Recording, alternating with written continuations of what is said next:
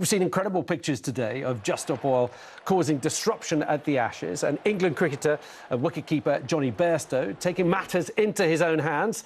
There he is, just lifting one of them off and carrying them outside the boundary. Sangeeta, what do you make of it? Well, I'm going to be at Lord's on Friday. Hurrah! So I'm a bit of a cricket fan.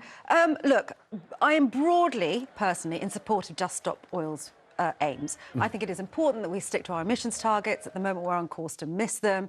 We all breathe the same air, and we want to live as long as we can without being poisoned by it. Having said all of that, I think Just Stop Oil are on a hide into nothing. Let's compare what Extinction Rebellion has done, which is move away from street protests and disrupting events like this. And I would argue that they have a lot more public sympathy. And in the end, Just Stop Oil have to win over hearts and minds. It's very interesting to see that one of their biggest backers, a billionaire in California, has himself said, actually, the disruption needs to stop. It's piling on pressure. He said it was counterproductive now. And I think actually they're probably coming towards that point. They need to think carefully. I mean, the thing that really made me laugh, and you probably saw this, was when they decided to go and I think there were 3 people with a bit of orange paint that decided to turn up at the Chelsea Flower Show. Yeah. Now, anyone that is a gardener, as I am, will know that we were very environmentally conscious people. This is not the place to go and disrupt a garden show. Is it, though, about where they go, or is it about just causing headlines? But the question, though, is how about Jonny Bairstow? Christo, what he did, picking one of them up and removing them, does that set a dangerous precedent? What do you make of Jonny Bairstow's actions? No, because I think if you are proportionate, I wouldn't approve of someone like Jonny Bairstow or anyone that moves people from the road. If you do it in a proportionate manner because your priorities are the people either watching the cricket or to get to work yourself, I think that that is a fair thing to do. I wouldn't approve of anyone being hurt. I wouldn't approve of anyone being pushed or assaulted. But I think to do that in a proportionate way when they are doing something so unbelievably stupid and they have made their point. What they are asking for is not realistic because there is no way in which we can remove all oil and gas where we are with the technology at the moment. We can't do that. We do not have the battery capacity in order to run the grid at a constant. We are already phasing out of fossil fuels into renewables. That's what's happening. And it happens to be happening, actually, in large part with the fossil fuel companies who are reinvesting. But we need a backup. One of their demands is actually that we need to invest in that battery capacity, which is a fair demand. But in order to phase it out when that battery capacity doesn't exist yet is moronic. And secondly, they are not honest about their goals. But that is disputable. Whether that we have the capacity. There's a lot of people who think that we have quite an old-fashioned view of how the grid needs to operate and not fluctuate at any time. But let's not get into that. What I'm more interested in is the way that they're protesting, and also Jonny Bairstow. I mean, I know a lot of people, Storm was saying it's quite funny to see him pick one of them up and carry. But is this setting a dangerous precedent? Because if he's doing it, are we going to be seeing people getting out of their cars next week when Just Stop Oil are slow walking in one of the protests and actually physically manhandling people out of the way? Is it a dangerous precedent? Potentially, yes, without doubt. I have every sympathy for Jonny Bairstow and the English cricket team. This second test is incredibly important because they lost the first test to Australia. Let's not get into the whys and wherefores. I've got quite a lot to say about that. But, so obviously, we are all hoping that they win the second test. These are professional players. This is not just a game. This is the Ashes. This is their place of work. It's their jobs. But, having said all of that, I am concerned that having seen Jonny Bairstow lift somebody up and move them off the the playing field, yes, I clearly it wasn't an assault. My concern is that should they then disrupt, do a slow march on a road, for example, next week, which is what they've been doing since April, somebody may well get out of their car, think that they can be a Jonny Bairstow, try and pick someone up, and that is happening. That is happening well, already. Let's find out what people at home are saying. Jackie in Northumberland. Good afternoon, Jackie. What do you make of Jonny Bairstow? Is he a hero for doing what he did, or is he setting a dangerous precedent? He is a hero. OK. Not only is he a hero, but he is demonstrating very capably what we should all do. We should not put up with these people being so self-indulgent that they disrupt everybody else's life. Apart from anything else, they are doing their own cause no good whatsoever. So do you agree with one of their early financial backers that their actions are now counterproductive? Do you think this is costing them the support they would have otherwise got? Yes, I do. But for them, Jackie, it is what they're campaigning about. They see it as an existential threat to our futures, to our children's, our grandchildren's futures.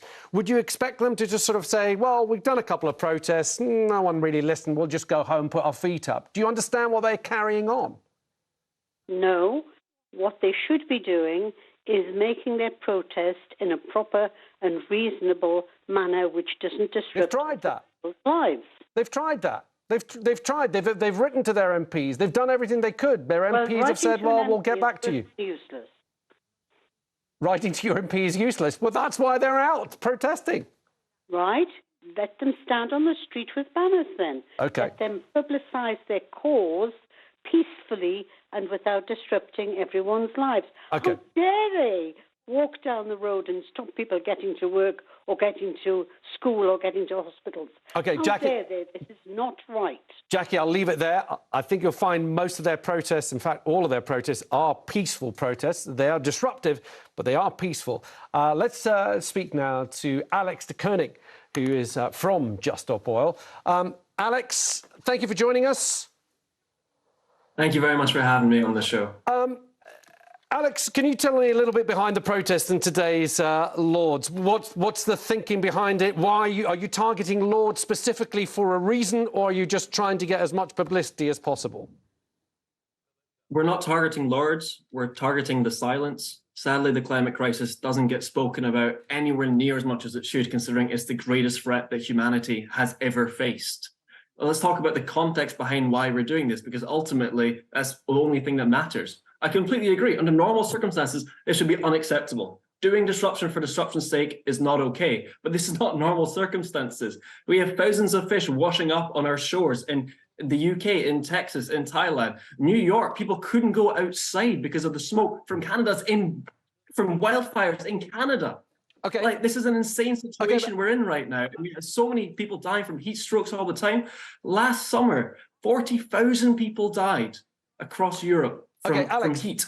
Alex, it's going to get worse this year, isn't it? Let me just interrupt you there. You're talking to three broadcasts here, Christo, Sangeeta and myself. We have all been covering the climate crisis to an extended degree. I know Christo does, I know Sangeeta does as well, I know that I do as well. Are you seriously saying that we're not giving it enough airtime? And are you not worried about what one of your initial founders has said, that what you are doing now is counterproductive? You're getting people who are looking... No, I'll let you come back, don't you worry. Who are looking at what you're doing and are saying, hang on a minute, this is now getting too much. I can't get to school, I can't go pick up my kids, I can't get to my hospital appointment. And you're actually losing support, whereas you could have got support. Alexis, I'm not saying you specifically are not reporting on the climate crisis enough. As a society, we are not talking about the greatest issue that humanity has ever faced. And it's not just talking about the climate crisis, not just talking about the symptoms, it's talking about the causes and the drivers of the climate crisis. We are not forming in people's minds the connection between oil and gas and the wildfires in Canada. We're not forming the connection between oil and gas and the fact that 10 million people a year die from fossil fuel air pollution. 1 in 5 of all deaths globally, more deaths than HIV, malaria and tuberculosis combined.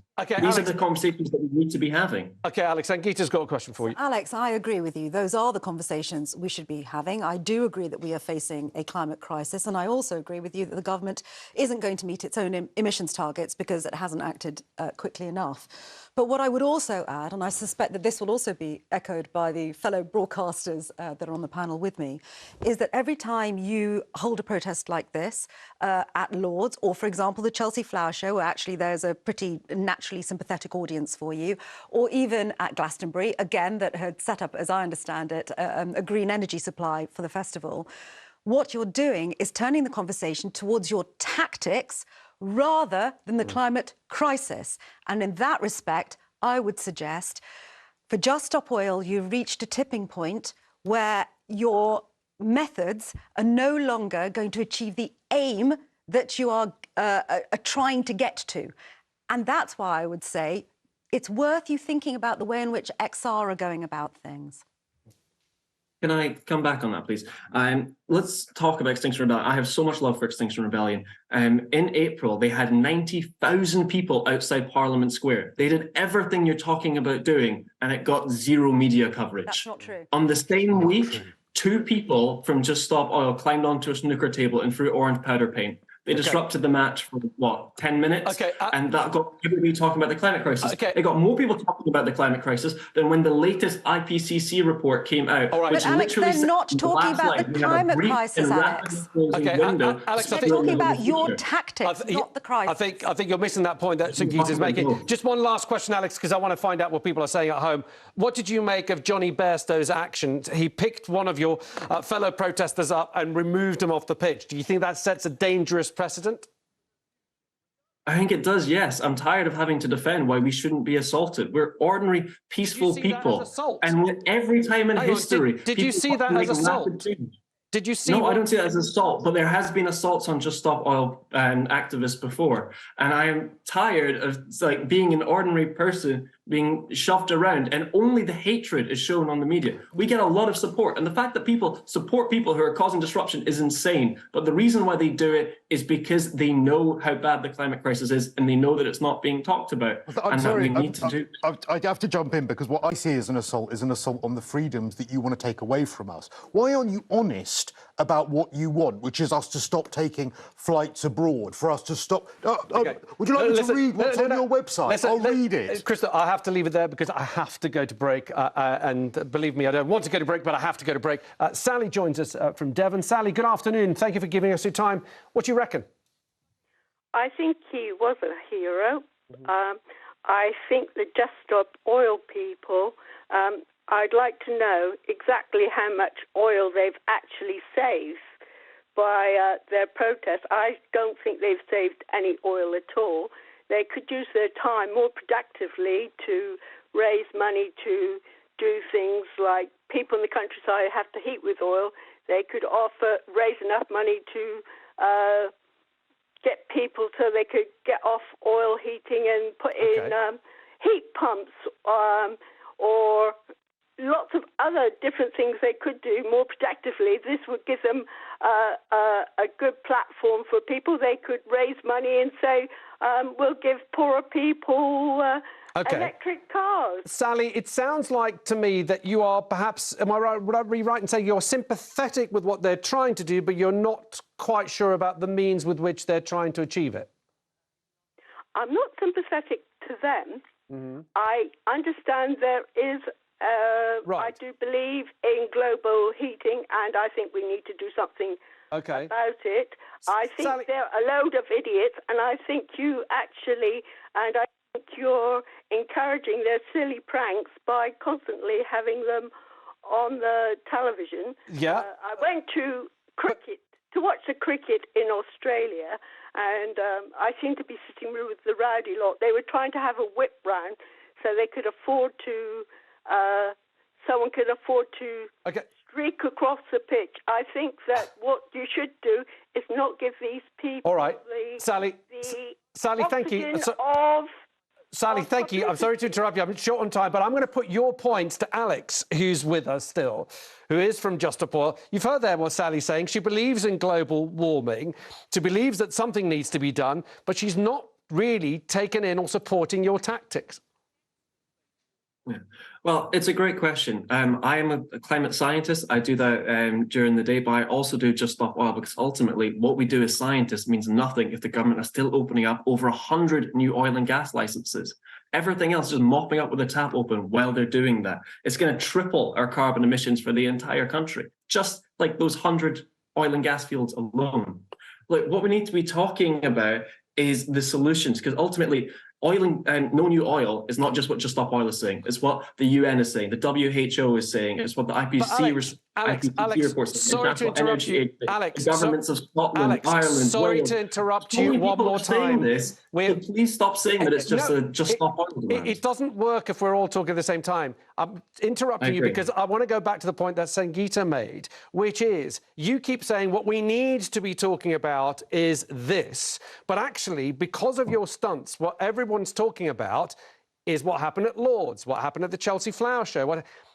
Do you appreciate that we're spending more time talking about your stunts than we're actually talking about what you want us to talk about? So perhaps your actions, the way you're going about it is not working.